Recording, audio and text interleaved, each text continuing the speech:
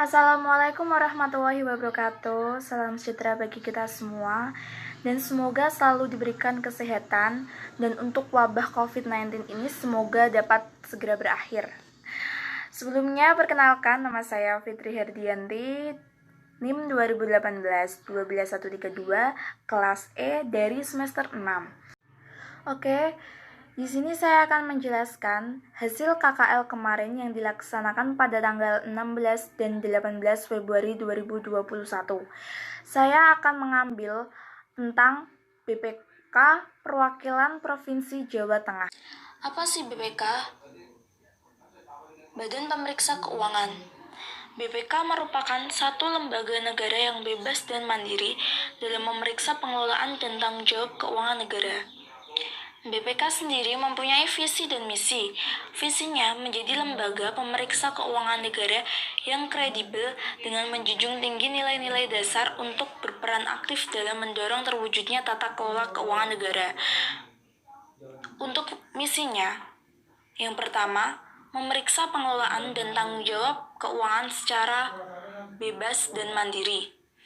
Dan yang kedua, laksanakan tata kelola organisasi yang berintegritas, independen, dan profesional.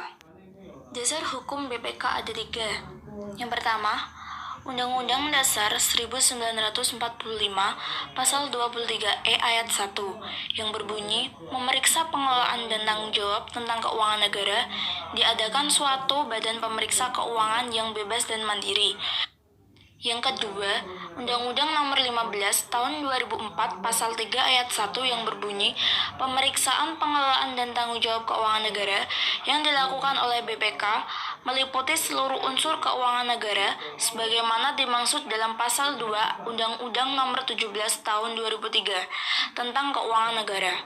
Yang ketiga, Undang-Undang Nomor 15 Tahun 2006 Pasal 1 Ayat 1 yang berbunyi Badan Pemeriksa Keuangan yang selanjutnya disingkat BPK adalah lembaga negara yang bertugas untuk memeriksa pengelolaan dan tanggung jawab keuangan negara sebagaimana dimaksud dalam Undang-Undang Dasar Negara Republik Indonesia. Selanjutnya, peraturan perundangan. Di situ juga ada 3. Yang pertama, Undang-Undang Nomor 17 Tahun 2003 tentang Keuangan Negara. Yang kedua, Undang-Undang Nomor 1 Tahun 2004 tentang Pembendaharaan Negara. Yang ketiga, Undang-Undang Nomor 15 Tahun 2004 tentang Pemeriksaan Pengelolaan dan Tanggung Jawab Keuangan Negara. Untuk tugas BPK sendiri adalah memeriksa pengelolaan dan tanggung jawab keuangan negara yang dilakukan oleh pemerintahan pusat, pemerintahan daerah, lembaga negara lainnya, Bank Indonesia, BUMN, BLU, BUMD, dan lembaga atau badan lain yang mengelola keuangan negara. Selain tugasnya, BPK juga mempunyai beberapa wewenang, salah satunya yaitu menentukan objek, merencanakan dan melaksanakan pemeriksaan, waktu dan metode pemeriksaan, serta menyusun dan menyajikan laporan pemeriksaan. Untuk keanggotaan, BPK sendiri mempunyai 9 anggota. Keanggotaannya diresmikan dengan keputusan Presiden. Anggotanya terdiri dari 9 orang, 1 sebagai ketua dan 1 sebagai wakil ketua, 7 sebagai anggota. Memegang selama 5 tahun, dapat dipilih kembali untuk 1 kali masa jabatan.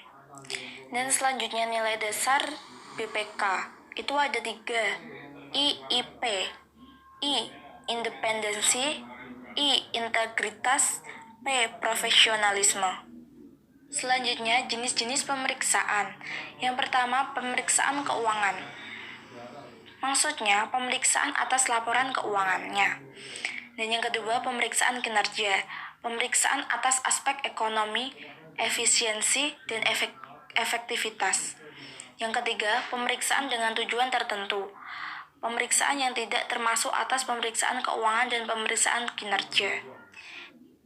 Dan yang terakhir, tahapan pemeriksaan. Tahapan pemeriksaan sendiri itu dimulai pelaksanaan pemeriksaan, meliputi perencanaan, pengumpulan bukti-bukti pemeriksaan, pengembangan temuan pemeriksaan, dan supervisi. Maksudnya, tahapan pemeriksaan ini diawali dengan langkah perencanaan. Ketika kita sudah mempunyai rencana, kita akan ke tahap selanjutnya, yaitu pengumpulan bukti. Jadi untuk perencanaan dan pengumpulan bukti, setelah sudah bukti terkumpul, kita melakukan pengembangan lagi, yaitu pengembangan atas temuan-temuan dalam pemeriksaan tersebut. Setelah kita sampai di titik supervisi, langkah selanjutnya yaitu membuat penyusunan laporannya. Mungkin segitu saja yang saya sampaikan. Mudah-mudahan dapat memenuhi tugas akhir KKL ini. Sekian dan terima kasih. Sekali lagi saya mohon maaf apabila ada kekurangan dalam penyampaian informasi mengenai BPK tadi. Saya pamit undur diri. Wassalamualaikum warahmatullahi wabarakatuh. See you.